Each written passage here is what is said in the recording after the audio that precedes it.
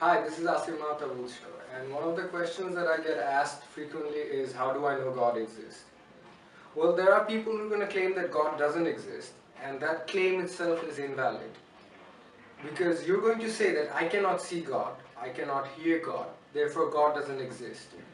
Well, you're trying to define God in terms of empiricism. Now, empiricism is saying that whatever we observe is what is real. Now, there are a few problems with that claim, and I'm going to talk about them.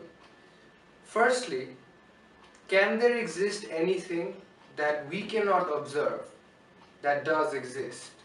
Now, it may sound complicated, but think about it this way. We are human beings. And being human beings, we were given five senses. So when you're saying that whatever we observe, we can observe is real, you're trying to say that our human five senses makes us human beings special. We are a special creation that is capable of observing all of reality. If you're making that claim, you're basically proving God right there. Someone has to make us special. Why are we special of all the other animals in the animal kingdom? For example, bats cannot see. Does that mean color does not exist? We can see color because we have our eyes. But does that mean that we can observe all of reality with our five senses? How do you know we do not need 6 senses or 10 senses or 100 senses to observe nature?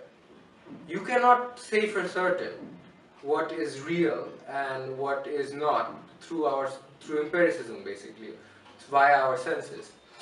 Stephen Hawking wrote in his book that there is no picture or theory independent concept of reality. So physicists around the world cannot say for certain what exist is. All we can do is trust in the interpretation of information that is filtered through our senses and into our brain. Did you ever see your great-great-great-great-grandfather? You didn't, even if you couldn't have seen it.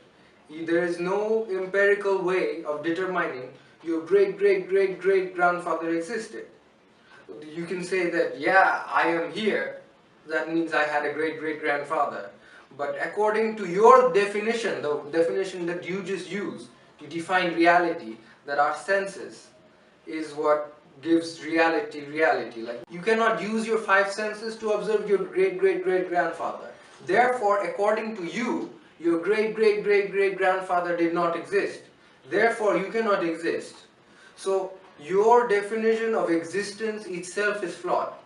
According to all the scientists around the world, you cannot say for certain that God does not exist. That claim is invalid.